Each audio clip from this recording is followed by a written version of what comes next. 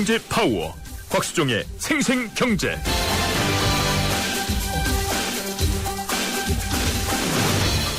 안녕하십니까. 8월 19일 월요일 YTN 생생경제 시작하겠습니다. 곽수종입니다. 이 뜨거운 주말 잘 보내셨습니까? 더위가 한풀 꺾인다고 하더니 아직까지도 더위는 우리 주변을 맴돌고 있는 것 같습니다. 뭐가 그렇게 떠나지 못하고 있는 걸까요? 올여름 더위가 그렇게 호락호락 물었을 것 같지는 않습니다. 이 더위 때문에 지금 재래시장 등에선 장사가 전혀 안 되다 보니까 우리 서민경제가 상당히 어려워지고 있다는 걸 더욱더 체감할 수밖에 없는 상황인 것 같습니다. 추석이 이제 딱 한 달 앞으로 다가왔습니다. 벌써부터 이 풍요로운 추석이 아니라 근심과 또 스트레스만 쌓인다는 분들이 많이 계십니다. 정말 이 더위나 좀 누그러졌으면 좋겠다는 생각이 듭니다. 그나저나 이 롱텀 에볼루션 LTE죠. 주파수 할당을 위한 경매의 막이 올랐습니다. 약 열흘간 진행될 이번 경매에 기업의 10년 사활이 달려있다 해도 과언이 아니랍니다. 그러다 보니까 이번 경매의 황금 주파수인 1.8GHz 인접대역을 반드시 확보해야 하는 KT와 이를 막으려고 하는 SK텔레콤 또 LG유플러스의 치열한 쩐의 전쟁이 불가피해 보입니다. 4천억 원부터 시작했다는 경매가 벌써 7천억 원을 돌파했다 그러죠. 이번 경매 방식이나 변수가 상당히 복잡한데요. 소비자들의 관심은 결국 그것이 통신비 부담으로 작용할 가능성이나 품질 서비스 면에서 얼마나 더 나아질 것인지 이 패닉에 대한 부분이 아니겠습니까? 그래서 오늘 2부 경제 핫 이슈 시간에는 그 궁금증에 대해서 알아보겠습니다. 8월 19일 월요일 곽수중의 YTN 생생경제 1부 시작하겠습니다.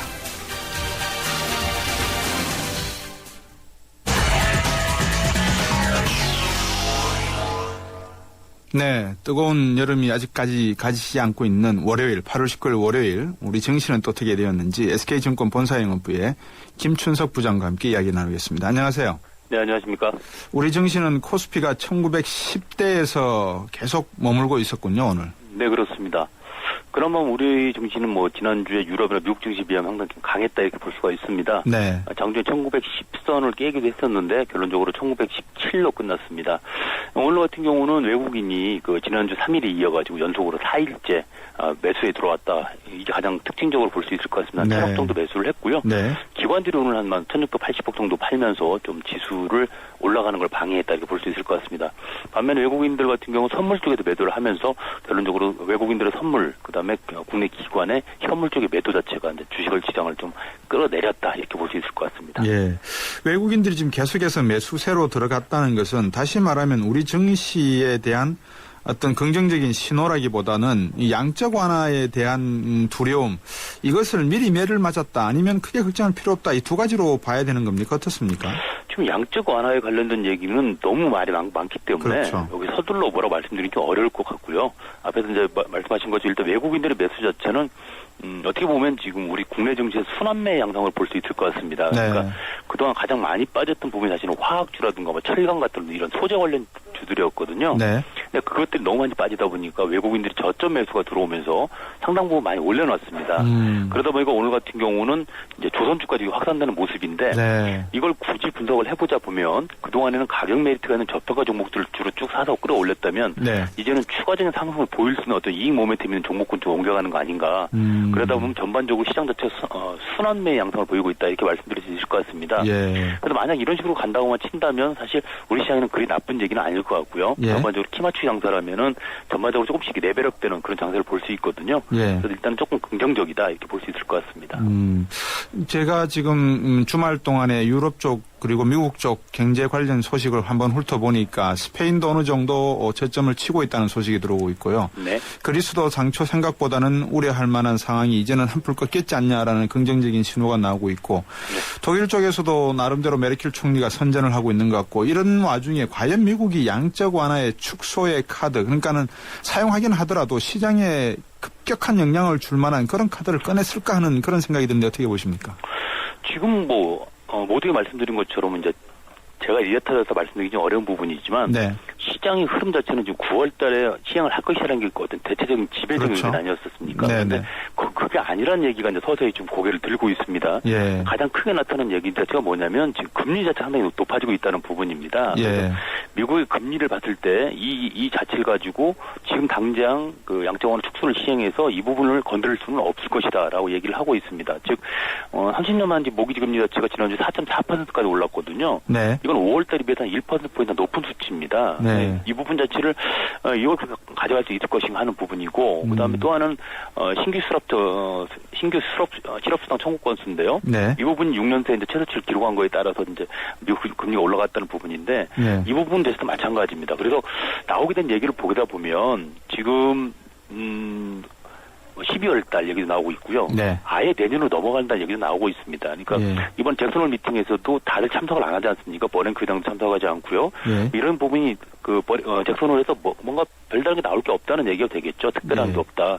그렇다면 결론적으로 양적 완화 축소 시기가 상당 기간 뒤로 미뤄질 수가 있지 않느냐라는 그런 분석이 이제는 9월 시행사보다는 좀 더 힘을 얻고 있는 것 같습니다. 한번 업종별로 또 산업별로 한번 볼까요? 앞에서 이제 조선이나 화학, 이런 철강 상대적으로 상당히 많이 저점을 확인했다라고 생각되는 종목에 관심을 보이고 있다 외국인들이 하셨는데. 네, 그렇습니다. 어떻습니까? 이게 추세적으로 2천을 돌파할 때까지 갈까요? 아니면 이것도 역시 외국인들의 어떤 선물 매수 매도 프로그램에 의한 하나의 조작일까요? 어떻게 보십니까? 일단은 어찌됐든 간에 그 외국인들의 어떤 그 플레이 자체에서 움직이는 거를 일단 봐야 될 것 같습니다. 왜냐하면 오늘 같은 경우도 삼성전자라든가 현대차가 빠졌는데도 불구하고 지수가 이제 마이너스 2포인트밖에 안 됐다는 자체는 나머지 부분 올려놨다는 부분이고요. 그건 아무래도 차익 비차익 그 프로그램 쪽에서 어떤 흔들림 이런 부분이 상당히 있다고 볼 수 있는 부분이거든요. 근데 단지 이제 좋아진다고 말씀드렸던 가장 큰 이유가 뭐냐면 그동안 워낙 양쪽으로 다 양극화되어 있었지 않습니까? 자동차 IT, 그다음 나머지 것들 다 빠지는 그런 양상이었는데 이제는 전반적으로 조금씩 상향 평준화 되고 있다는 그런 얘기가 들 것 같고요. 특히 이제 현대차 같은 경우도 보게 되면 뭐 지금 파업 우려감이 계속 남아 있지 않습니까? 그런데도 불구하고 오늘 장중 저점 오히려 올라서서 12,000원. 원에 끝났다는 자체가 시장이 어느 정도 악재에는 좀 둔감해지고 있지 않느냐 이렇게 볼 수 있을 것 같습니다. 그래서 그렇다고 본다면 지금 너무 시장 에너지가 좀 약한 상태인데 여기 투심이 약간만 돌아온다고 한다면 지수 자체는 좀 긍정적인 방향으로 돌아갈 수 있지 않겠느냐라고 생각을 해봤습니다. 금 가격이 제가 계속 보고 있는데 지금 1,200원대까지 내려갔다가 다시 1,370달러까지 올라가고 있거든요. 골드만삭스에서도 1,550달러까지 갈 수 있다 이런 얘기를 한 것 같은데 어떻습니까? 금은 어떻게 보십니까? 지금 사실 양적 완화 축소에 관련돼서 가장 크게 직격탄을 맞고 있는 게 사실은 신흥국들 아니겠습니까? 그렇죠. 뭐 인도라든가 뭐 오늘 같은 인도네시아 같은 경우도 지금 뭐 아주 환율이 급락을 하고 있는 그런 모습을 보이고 있는데요. 그거에 대한 반등으로 금이 좀 가지 않느냐 그런 생각이 듭니다. 예전에는 어떤 안전자산 쪽으로 안전자산 위주로 투자를 하다 보니까 뭐 달러도 못 믿겠고 유로도 못 믿겠고 이래서 금으로 갔는데 이제는 거꾸로 그쪽은 그쪽이지만 이제는 신흥국 중에서 나왔던 자금들 일이 다시 이제 선진국 쪽으로 옮겨가는 것보다는 오히려 또 중간에서 안전자산 찾는 게 그쪽으로 가는 게 아닌가 나름 그런 생각을 해봤습니다. 그래서 그 부분 가격 자체는 아무래도 신흥국들의 움직임을 좀 봐야 될 것 같고요. 그거에 대한 단초 자체가 이제 22일부터 시작된 잭슨홀 미팅 그리고 이제 그 지난 7월달에 나왔던 미국의 FOMC 의사록 자체의 내용 이런 부분들을 보면서 신흥국들의 어떤 자금 이탈 자체가 좀 완화된다든지 이런 거 연계돼서 금값 같이 움직이지 않을까 그렇게 생각을 하고 있습니다. 그러면 앞으로 이제 금 가격은 그렇다고 치고 이 유가는 또 어떻게 된다고 보십니까? 유가라는 자체는 상당히 상징적인 의미를 갖고 있다고 생각을 하고 있습니다. 근데 상징적이라는 게 뭐냐면 지금 이집트의 정정이 불안하지 않습니까? 그렇죠. 근데 사실 이집트가 정정이 불안하다고 해서 수혜주 운하를 막거나 할 수는 없지 않겠습니까? 실질적으로 영국이 통치를 하고 있는 그런 부분이다 보니까. 근데 어찌됐든 간에 이집트라는 나라 자체가 이슬람 쪽이다 보니까 그러면 아무래도 중동 쪽이 정정 불안을 할 수 있다는 어떤 우려감 때문인 것 같습니다. 그래서 이집트가 잠잠해지기 전까지는 유가 자체가 조용해지기는 좀 어렵지 않겠느냐 이렇게 생각을 하고 있습니다. 오늘 말씀 잘 들었습니다. 고맙습니다. 네, 감사합니다. SK증권 본사영업부의 김춘석 부장이었습니다.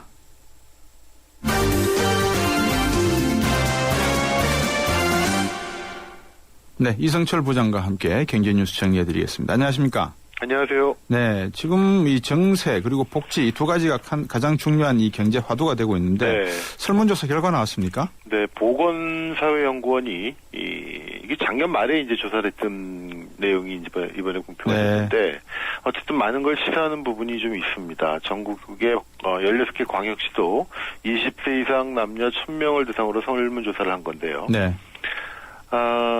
결론은 이렇습니다. 그러니까 우선 지금 현재 정부가 내놓고 있는 복지 혜택들에 대해서 만족한다는 응답이 18%밖에 안 됐고 만족스럽지 않다는 응답이 28%, 보통이 45%. 그래서 어쨌든 전체적으로 한 70% 이상이 네. 보통이거나 불만족스럽다. 그러니까 만족스럽지 않다라는 뭐 이런 평가를 보였습니다. 근데 문제는 그러니까 복지 수준이 만족스럽지 않다면은 복지를 늘려야 될 것이고 복지를 늘리기 위해서는 어차피 세금 부담이 더 들어가게 됩니다. 네. 이런 부분에서 바로 이제 국민들의 생각이 좀 달라지는 건데 세금을 더 내더라도 그러니까 복지 수준이 만족스럽지가 않기 때문에 세금을 더 내더라도 복지 수준을 높여야 된다. 여기에 동의하는 응답자는 40%밖에 안 됐다는 겁니다. 예. 그리고 오히려 26%는 복지가 좀 낮아지더라도 세금을 내려야 된다고 얘기를 했고, 예. 25%는 현재의 세금과 복지 수준이 그냥 이 정도면 되겠다라고 얘기를 했다는데 결국 이런 것 같습니다. 네. 대부분의 대부분의 국민들이 많은 복지를 선호를 합니다. 네. 하지만 그거에 대해서 세금을 내는 거는 누구도 원치 않습니다. 예. 그럼 결국 세금을 안 내고 세금을 늘리지 않고 복지를 확대하는 거는 결국 국가가 빚을 내서 후세한테 이제 부담을 떠안기는 건데 그렇게 해서는 또 안 되지 않겠습니까? 네. 그러니까 어떻게 보면은 이제 뭐 사실 모든 분들이 그렇겠죠. 받기를 원하고 내는 건 싫어하니까 다 그런 이율배반적인 태도를 갖고 있는데 그렇다고 이 문제가 이런 식으로 계속 갈 수는 없는 거고요. 결국은 복지 혜택을 누리기 위해서는 내지는 어떤 정부의 어떤 지원을 받기 위해서는 그만큼 세금이 늘어야 된다라는 것을 정부가 국민들을 설득하는 거에는 사실 방법이 없습니다. 우리가 예컨대 세금을 안 내면 복지는 아니더라도 네. 저기 예컨대 뭐 내 고향에 있는 다리를 못 놓을 수도 있다라는 것. 네. 또 우리 집 앞에 길이 울퉁불퉁해도 그대로 갈 수밖에 없다라는 거. 그러니까 이 세금이라는 게 복지가 공짜가 아니고 네. 결국은 세금이 수반된다는 사실을 낸 만큼 돌려받는다라는 사실을 좀 얘기를 해야 되는데 어쨌든 정부는 그게 아니다. 어쨌든 복지도 하면서 세금은 증세는 없다라고 지금 못을 긋고 가니까 네. 글쎄요 과연 이게 바람직한 모습인지는 저는 좀 납득이 안 갑니다. 예, 지난번 금요일 날 저희들이 금요기획에서 토론을 했지만 130조 정도 더 거둬야 되지 않습니까? 5년 동안에. 네. 80조를 이 비용 효율 측면에서 지출을 효율적으로 사용하는 방향을 줄인다 그랬거든요. 네. 그리고 50조는 다른 뭐 지하경제 양성화나 이런 걸 통해서 한다고 했는데 글쎄요, 증세를 하지 않겠다는 약속을 너무 강하게 밀어붙이는 거 아닌가 하는 생각도 들고 국민들도 다 이해를 하시네요. 어떤 면에서 보면 세금을 더 내는 것이 복지를 늘리는 방법이라는 건 알고 계시네요. 그럴 겁니다. 문제는 돈 내기 싫다는 것이 문제지만, 그죠? 네. 자, 그 와중에 해외 계좌 신고제도 10억입니까? 예. 있던데, 그죠? 지금부터 이제 말씀드릴 내용들은 이제 증세를 안 하고, 예. 자꾸 더 거들려다 보니까 이제 지하경제 양성화라는 차원에서, 이런 쪽에서 이제 자꾸 이제 빠져나가는 세금을 네. 메우겠다는 그런 건데, 그러니까 내년부터 10억 원 이상 해외 계좌를 국세청에 신고하지 않고 자금 출처를 밝히지 못하면 과태료 폭탄을 맞게 된다, 이런 얘기입니다. 예. 정부는 이 해외 소득과 재산에 대한 정보 파악을 강화하기 위해서 어떤 해외 현지법인의 자료 제출 항목을 늘리고 또 해외 금융계좌 신고제도도 보완하는 방안을 이번 세법 개정안에 반영을 했는데 네. 이거는 뭐 말씀드린 대로 두 가지입니다. 그러니까 지하경제 양성화를 통해서 정부의 세입 지원을 늘리자는 것 하나하고 또 하나는 거래 자체를 투명화해야 된다라는 어떤 사회 정의적인 측면 네. 두 가지가 다 있는 것 같은데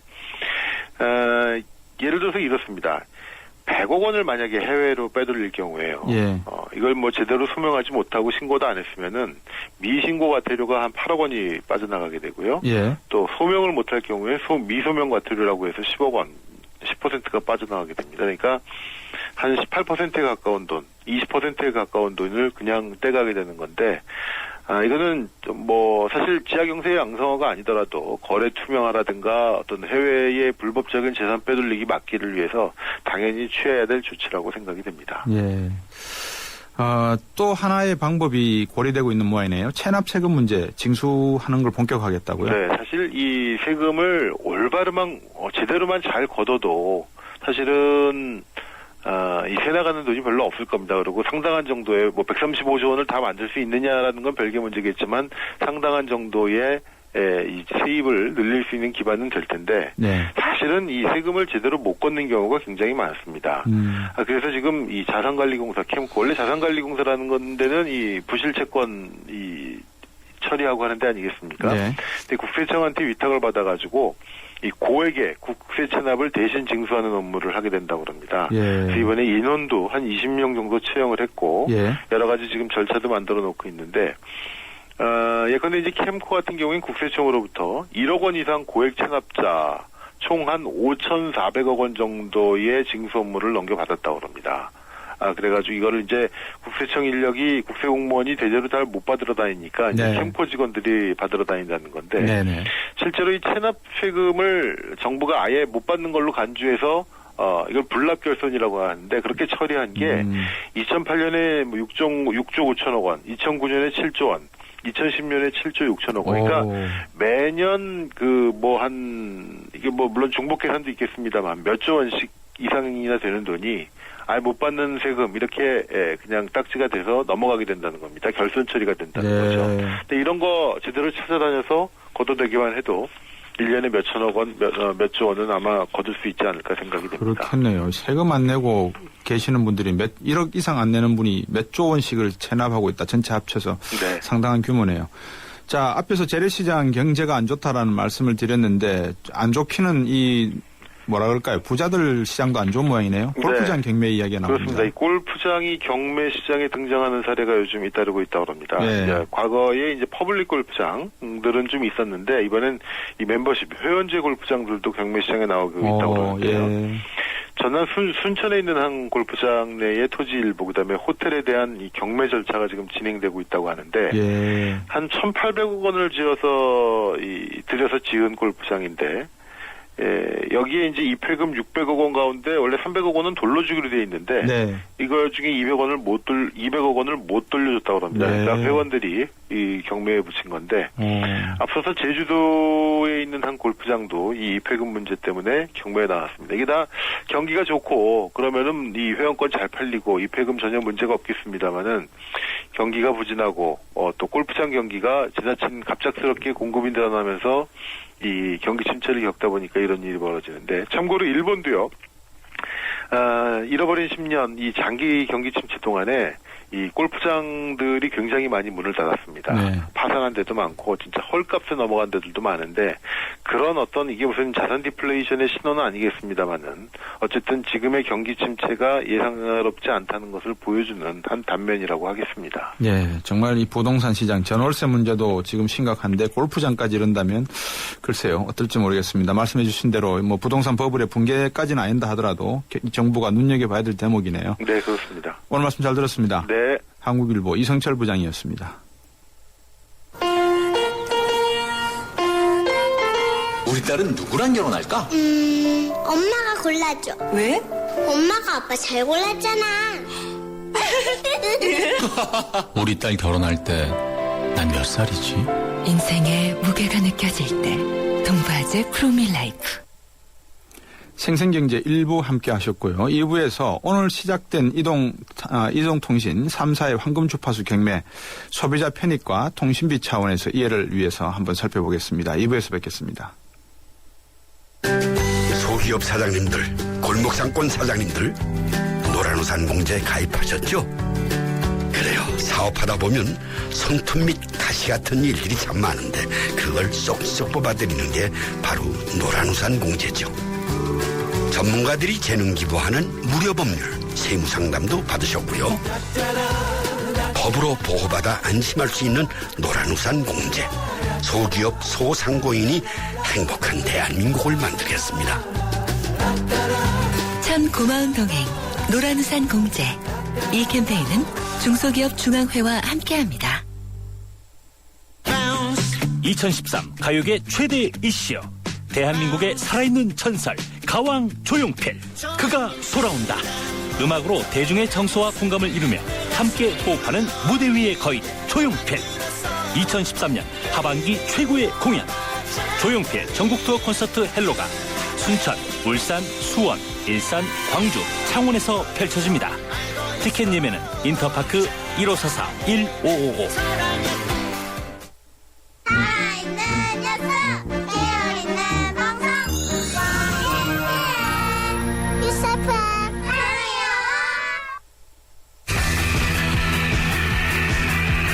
경제프리인 곽수종의 생생경제. 세상의 베이스가 되다 포스코 협찬으로 곽수종의 YTN 생생경제 2부 시작하겠습니다. 곽수종의 YTN 생생경제는 여러분들과 함께하는 방송입니다. 여러분들께서 주시는 목소리 늘 귀 기울이고 있습니다. 의견 있으신 분들 문자 보내주십시오. 단문 50원, 장문 100원이 부과되고요. 휴대전화는 우물정 0945, 트위터는 골뱅이 YTN 밑줄 이코노미, 그리고 웹사이트는 곽수종의 YTN 생생경제로 들어오시면 됩니다. 여러분들께서 궁금하신 점, 또 알고 싶으신 점, 상식적으로 이거는 이렇게 질문을 좀 하고 싶다라는 생각되는 점 여러분께서 주시면 되겠습니다. 저희들이 다 담아서 여러분들과 함께 이야기 나누겠습니다. 많은 의견과 참여 기다리겠습니다. 요정 씨, 어떤 보험 드셨어요? 전 MG 새마을금고보험이죠. 짝짝짝 발짝 행복한 보험. 짝짝짝 바짝 가까운 보험. 짝짝짝 깜짝 놀라운 보험.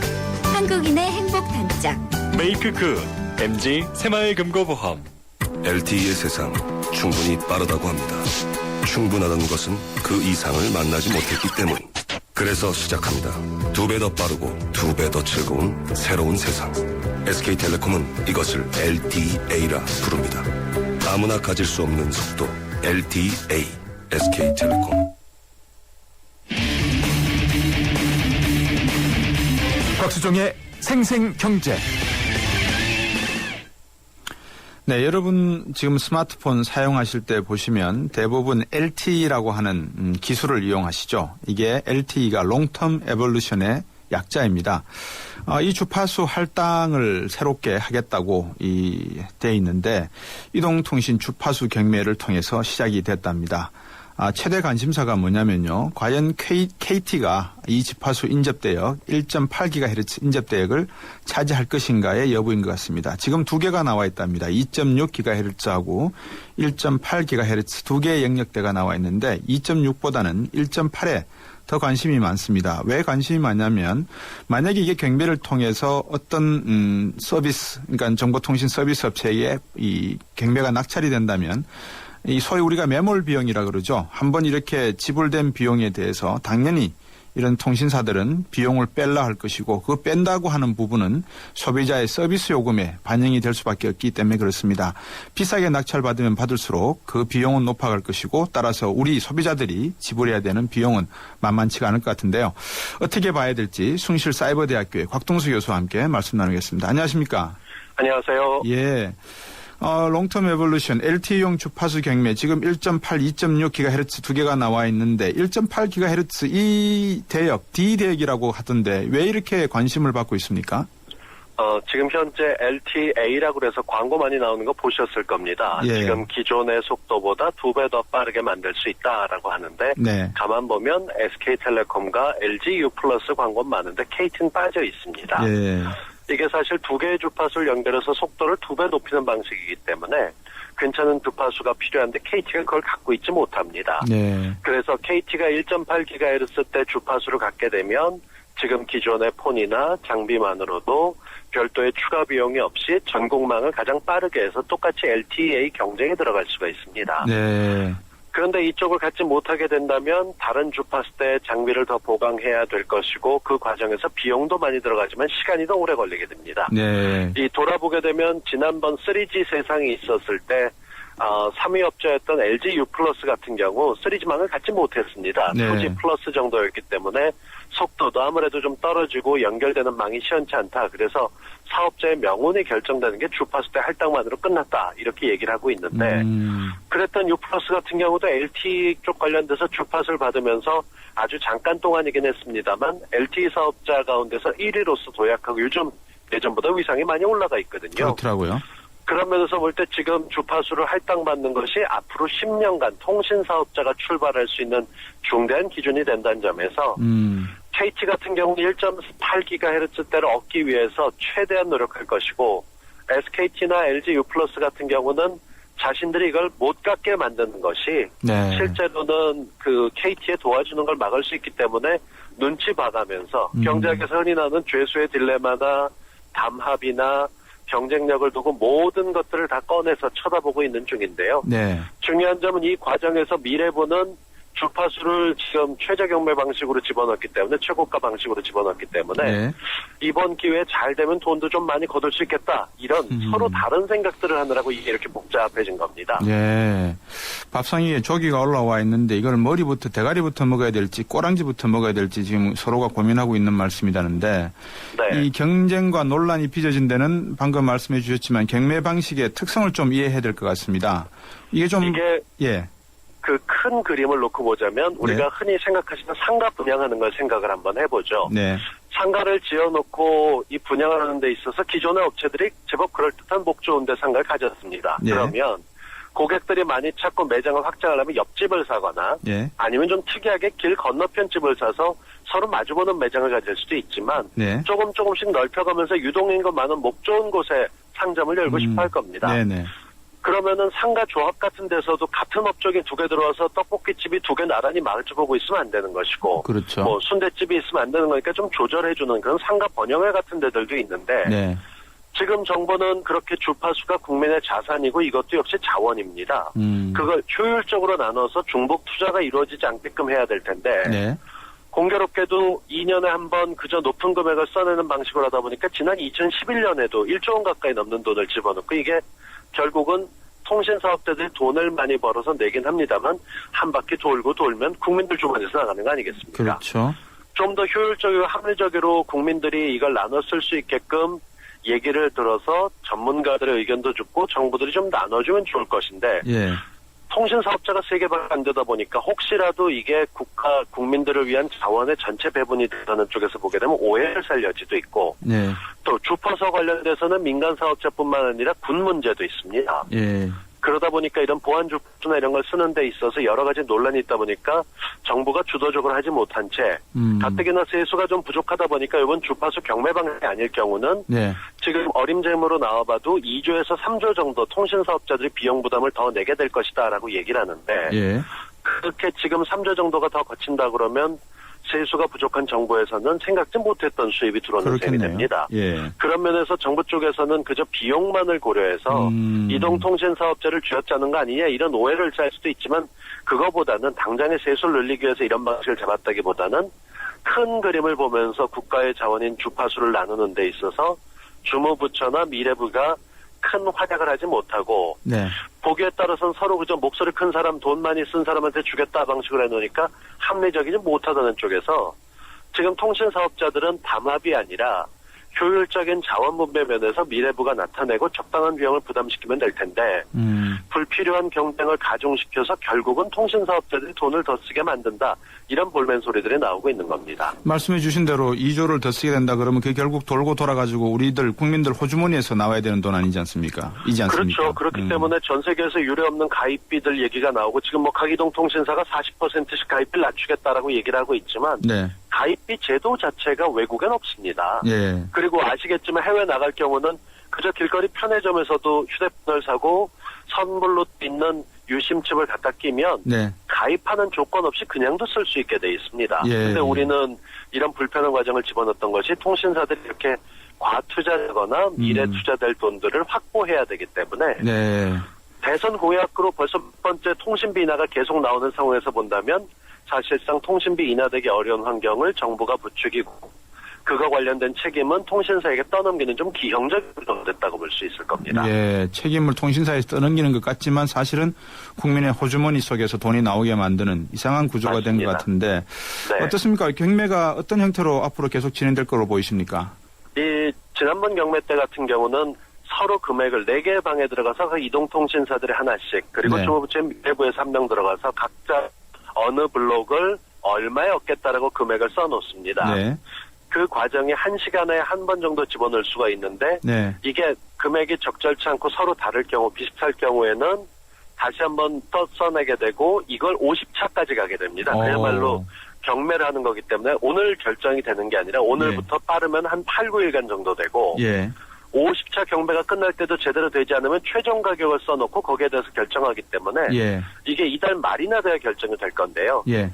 올리는 단계를 얼마큼 올리냐 한꺼번에 뭐 10% 2% 올리는 게 아니라 올릴 수 있는 제한폭을 0.75% 올려놨습니다. 네. 지난번에 1%로 했더니 2조 가까이 돈이 나갔기 때문에 예. 지금 같은 경우도 2조는 넘어서고 최대 3조가 넘을지도 모르겠다 이런 얘기가 나오고 있어서 시작은 오늘 했다고 저희가 뉴스 전해드리지만 결과 나는 건 나흘에나 열흘쯤 뒤가 될 확률이 높습니다. 만약에 그렇다 그러면 LG U+나 SK텔레콤이 뭐 어떻게 하더라도 만약에 KT가 갖고자 하는 이 D구역의 이 1.8GHz 딜구역의 이 장치를 구역을 갖지 못할 거라면 차라리 지금쯤에 그냥 싼 가격에 KT가 가져가도록 해주는 게 소비자들한테는 이득이 되지 않을까요?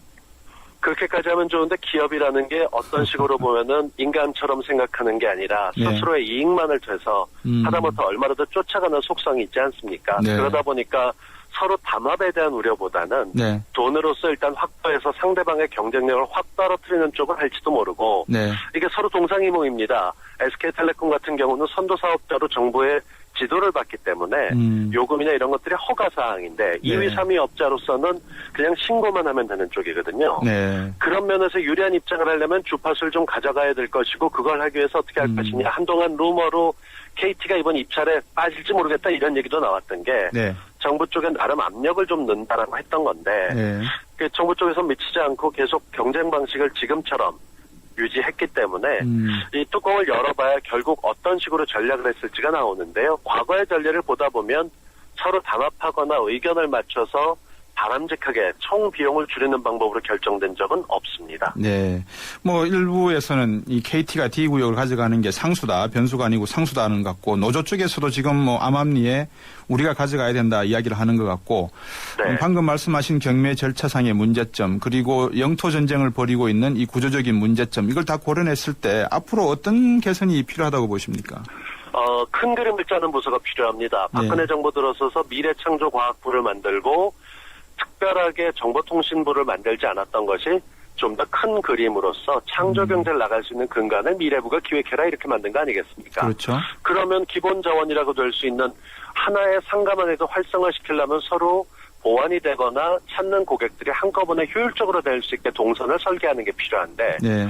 지금 같은 경우 그러지 못하고 보기에 따라서는 KT가 비용을 너무 많이 들여서 주파수를 가져가도 혹은 또 멀리 떨어진 데를 가서 추가 비용을 집어넣어도 어찌됐건 국민들 손해라는 점을 안다면 네. 지금의 주파수 경매는 이렇게 치나 하더라도 앞으로 나갔을 때 미래 전략을 짜는데 주파수를 또 할애하는 것들, 나누는 것들에 대해서 이제는 책임을 지고 충분한 설명을 통해서 공감을 끌어내야지 네. 그저 돈을 많이 쓴 것만으로 해결하는 방식을 유지한다면 앞으로도 큰 그림은 국가 정보 그리고 디지털 통신망에 관한 효율을 추구하기 힘들 거라는 점에서 우려가 큽니다. 네, 오늘 말씀 잘 들었습니다. 고맙습니다. 고맙습니다. 숭실사이버대학교의 곽동수 교수였습니다. 시사 경제 프로 곽수종의 생생경제를 다양하게 만나는 방법. 인터넷에서 YTN 라디오를 검색하면 지금 방송되고 있는 생생경제와 지난 방송을 다시 들을 수 있고 YTN 애플리케이션과 팟캐스트를 통해서도 들을 수 있습니다. 언제 어디든 손쉽게 만날 수 있는 곽수종의 생생경제 참 좋다. 네, 오늘 중국 경제 이야기 나눠보겠습니다. 미중산업경제연구소의 조영찬 소장입니다. 안녕하세요. 예, 안녕하십니까. 지난주 금요일 날 이 중국 증권회사 주문 실수 이야기를 했었거든요. 예. 종가에 마이너스 0.6% 이렇게 하락하는 걸로 마감을 했는데 요즘 이 보면 중국엔 아직 리스크 관리 시스템이 없다 이렇게 봐야 됩니까? 네, 그렇습니다. 중국 증권회사들은 곧 개별 주식 옵션 거래를 앞두고 있는데요. 네. 이 때문에 차익 거래 시스템에 대해서 각 회사마다 엄청난 투자를 해오고 있습니다. 그러다 보니까 이번 그 사태처럼 한순간에 돈이 1조 한 3천억 정도가 매수에 들어오면서 중국은행이라든지 농업은행, 신호팩과 같은 대형주 33개 종목을 상한가까지 끌어올렸는데요. 네. 감시 시스템이 부족하고요. 또 신용 레버리지 비율에 대한 그 규제라든지 결제와 관련된 리스크 관리의 허점이 지금 드러나고 있기 때문에 앞으로도 또 다른 주문의 주문 실수가 나타나지 않을까 보여지는데요. 네. 이 때문에 중국 안에서도 언론들은 이번 사태를 우롱주의 사건이라고 그럽니다. 예. 그러니까 중국에서는 축구 용어 중에서 자살골을 우롱치오라고 하는데요. 네. 자기 스스로 무덤을 파는 행동을 우롱이라고 그럽니다. 예. 그 때문에 그 리스크 관리 부재를 중국 언론들이 지금 꼬집고 있습니다. 예, 우롱이라고 하는 게 까마귀 오자의 용용자인데 이게 어떻게 해서 그런 의미로 쓰이죠? 그러니까 스스로 무덤을 파는 아주 미련한 행동을 가리킬 때 중국에서는 보통 우롱이라 그러는데 보통 우롱차하고는 좀 다른 의미로 좀 쓰이고 있습니다. 그렇군요. 관리 부재가 없다, 주문 실수가 발생할 가능성도 있다 이렇게 보이는데 뭐 중국 경제에 대한 말이 많습니다만 주식시장은 여전히 부진한 것 같아요. 네, 그렇습니다. 뭐 중국 증시를 두고서 정책 시장이라고 그러는데요. 네. 아직까지는 밸류에이션이라든지 기업 실적에 기반을 둔 시장이 안 되고 있습니다. 이같이 보는 거는 아무래도 증시가 변동성이 큰 이유 중에 하나인데요. 개인들이 보통 주식 그 거래 한 70%를 차지하고요. 네. 선진국일수록 개인 비중이 30-40%에 불과해야 되지만 중국은 거꾸로 되어 있고요. 네. 또 중국 증시 는 투기 시장이 좀 가까운데요. 아무래도 투자자 보호를 위한 공시제도라든지 엄격한 상장 폐지 조건 그리고 내부 거래 시 징계라든지 그리고 배상 그리고 불투명한 지배 구조가 전혀 개선이 되지 않고 있기 때문에 그렇습니다. 네. 이 때문에 장기 투자에 걸림돌이 되기 때문에 아무래도 개인들도 거의 그 단타 매매 위주로 하는 시장입니다.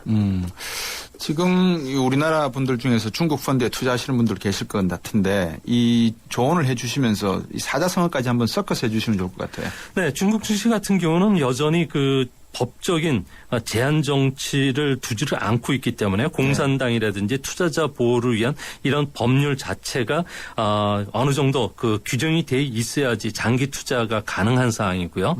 또 그런 측면에서 보면은 바둑을 두는데 포석을 자리를 결정하지 않고 둔다면은 한 집도 이길 수 없다는 뜻의 거기 부정이란 그 화두를 오늘 좀 꺼내봤으면 합니다. 네. 일을 하는 데는 아무런 방침이나 계획을 갖지 않고 추진하면 예상치 못한 실수를 범할 수도 있고요. 네. 경제적 피해를 입게 되는데 이런 현상이 중국에서도 지금 자주 일어나고 있습니다. 우리 투자가들도 지금 중국 경제가 무조건 뭐 10% 성장을 해왔으니까 좋을 거 아니냐라고 그냥 이렇게 투자하셨다가는 큰 실수를 하실 수 있다 이런 생각이 드는데 지금 중국 공산당 지도부하고 당 원로들이 베이다흐에 모여갖고 지금 회의하고 있다고 지난주에 말씀해 주셨잖아요. 예. 새로운 소식이 들어온 게 있습니까? 네, 그 지금 현재 그 리커창 총리라든지 시진핑 주석이 공개 활동을 재개했기 때문에 베이다허 회의가 지난 주말로 끝난 것으로 보여지는데요. 네. 아무래도 이번에 최대 그 정치적인 화두는 충칭시 전 서기였죠. 보실라이에 대한 형량이 결정이 된 것으로 보여지고요. 또한 그 공산당 권력에 법적 제한을 두는 조치에 대해서 짱저민이라든지 리펑 그리고 주룽지 전 그 총리들이 그 강하게 반대를 하고 있기 때문에 원한대로 추진되지는 못했던 것으로 보여지고요. 네. 특히 경제 프로그램과 관련해서는 뭐 상하이 자유무역 시범구라든지 그리고 삼중 전해에서 국유기업 개혁이나 외환이나 금융시장 개혁에 대해서 보수파하고 태저당의 이해가 좀 얽혀 있기 때문에 제대로 좀 정리가 안 된 것으로 나옵니다. 그래서 뭐 반부패 운동이라든지 경제 개혁 그리고 정풍 운동 3개 핵심 정도만 겉도는 그 논의가 끝난 것으로 지금 보여집니다. 네. 이번 베이다호 이제 회의가 끝나고 나면 중국 경제도 7%대 중반, 중후반의 성장이 불가피하다는 걸 인정할 수밖에 없는 것 같은데 과연 10%대로 올리기 위해서 좀 무리를 하더라도 경기 부양책을 쓸까요? 아니면 어떻게 보십니까? 네, 중국은 대규모 경기 부양책을 쓰지 않겠다고 올해 초서부터 이야기를 했기 때문에요. 네. 현재 7% 전후의 성장을 위한 작은 경기 부양책만 발표할 것으로 보여집니다. 이 때문에 당장 에너지 절약이라든지 환경보호 산업과 관련해 가지고 아마 세부 대책이 나올 것으로 보여지는데요. 뭐 섬유라든지 음식물 폐기물을 좀 줄여주는 재활용 시스템이라든지 그리고 매연 절감 장치 그리고 2차 전지 산업들에 대해서는 수혜가 될 것으로 보여지고요. 중국도 이제 제4세대 통신기지국 건설뿐만 아니라 라이센스도 올해부터 이제 발급을 한다고 합니다. 이것뿐만 아니라 전력 숭배전 정비 계획이나 도시 철도 정비 계획과 같은 인프라 투자에 주력을 하고 있기 때문에 아마 이거와 관련된 우리나라 그 대중국 진출 기업들의 수혜를 입을 것으로 보여지고요. 네. 또 경제 개혁과 관련 관련해서는 한자녀 정책뿐만 아니라 호적 제도도 개혁을 하고 있기 때문에 아무래도 이런 개혁은 뭐 도시화라든지 640조 정도의 소비를 끌어올릴 그런 효과를 발생시킬 것으로 예상이 됩니다. 예. 자, 완만한 L자형 경기 회복세를 만약에 가져간다면 우리 경제도 상당히 좀 우리 경제하고 증시에도 영향이 있겠습니다. 네, 아무래도 중국 같은 경우에는 지금 인프라 투자를 중심으로 해서 L자형 경기 회복을 좀 이끌고 있기 때문에요. 뭐 트럭이라든지 굴삭기 같은 경우에는 지금 중국 내에서도 판매가 한 2자릿수로 지금 늘어나고 있습니다. 이것뿐만 아니라 공공 투자가 계속 활성화되고 있기 때문에 우리나라에서도 철강 가격들이 좀 올라가고 있고요. 또한 그 중장기 부품이라든지 석유화학의 기초 유분이나 중간 원료 그리고 플라스틱에 만드는 그 합성 수지 같은 경우에도 하반기에도 수출이 계속 늘어날 것으로 보여집니다. 네. 특히 중국의 수출이 장난감이나 의류를 중심으로 해서 선진국의 수출이 지금 늘고 있는데요. 이 때문에 우리나라 같은 경우에서도 공업 제품 원료로 들어가는 부품들 그리고 또 국제 그 원자재 시장에서 유황이라든지 전선에 쓰이는 구리 그리고 산업용 백금이나 금 가격이 계속 오르고 있는 그런 그 호재도 있습니다. 네. 지금 주택 사업은 어떻습니까? 네, 중국에서는 지금 그 부동산 경기가 좀 화랑이기 때문에 중국 정부가 가급적 그 서민 주택을 위주로 해서 보급을 해주고 있는데요.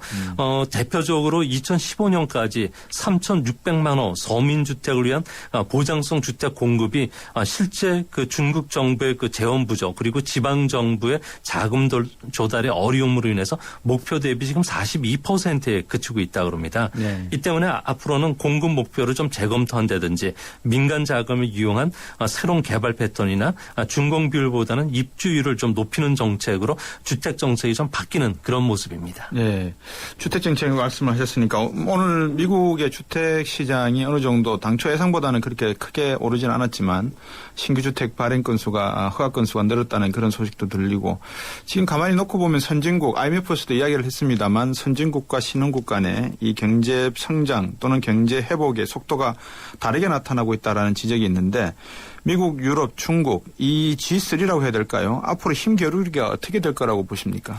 네, 중국은 앞으로 당분간 성장률은 계속 하락하는 추세인데요. 지금 올해 같은 경우에는 중국이 한 7.5% 목표 성장률을 달성할 수 있을 거로 보여집니다. 네. 그리고 내년에는 7.6% 성장이 예상되고요. 그 이후부터는 7% 초반으로 지금 안정화되는 모습을 보여줄 것으로 예상이 되는데요. 이 때문에 중국은 이제 앞으로 소비 주도 그리고 정부가 환경이나 에너지와 같은 인프라 사업을 중심으로 해서 투자를 늘려가기 때문에 이거와 관련된 우리나라의 그 대중국과 관련된 종목들 그리고 산업들이 앞으로는 좀 유망하지 않을까 보여집니다. 미국 같은 경우, 유럽 같은 경우에 뭐 제조업 지수도 지금 어느 정도 반등을 하고 있는 모습이지만 중국은 HSB인가요? 제조업 지수가 지금 하락하는 그런 국면으로 나타나고 있고 또 위안화의 어떤 이 절상 속도가 그렇게 빠르지 않는 것을 놓고 보면 중국 경제가 이 7%를 넘기기에는 만만치 않다 이렇게 보여지는데 어떻게 보십니까? 네, 중국이 7% 성장을 하기 위해서는 아무래도 투자 주도의 성장을 계속 해줘야 되는데요. 중국 정부가 기업들의 그 설비 투자가 과잉되고 있기 때문에 네. 투자 주도의 성장을 할 수가 없는 상황이고요. 또 투자 주도를 위해서 돈을 풀었을 경우에는 물가 문제뿐만 아니라 부동산 거품이 다시 불거질 수가 있고 또한 그 설비 투자가 과해지면은 부정부패가 여기서 또 제기가 되고 있기 때문에 앞으로는 이전과 같은 고도 성장을 할 수 없는 체제로 들어가는 것으로 보여집니다. 이 때문에 중국이 앞으로 좀 어렵지만 소비 주도라든지 새로운 그 산업을 육성하는 정책으로 바뀌지 않을까 보여집니다. 네, 오늘 말씀 잘 들었습니다. 고맙습니다. 예, 감사합니다. 미중산업경제연구소의 조영찬 소장이었습니다. 8월 뜨거운 여름 쉐보레 쿨한 혜택. 쉐보레 차량 구매 시 쿨하게 최대 150만 원 할인 혜택. 올란도 캡티바 트랙스 구매 시 쿨한 캠핑용 차량 그늘막 지원. 스파크 구매 시 최대 36개월 무이자 할부. 쉐보레 썸머 페스티벌. 전시장 및 홈페이지 참조. 8월 31일까지 스파크 S 제외. SK 이노베이션의 전공은 묻는 겁니다. 석유 안 나면 석유 수출 못해? 자원 없으면 자원 강국 안 돼? 이 질문에서 53조 수출과 16개국 자원 개발이 시작됐죠. 물음이 있는 곳에 이노베이션이 있다. SK 이노베이션. 평생 친구해 평생 든든 평생 챙겨줘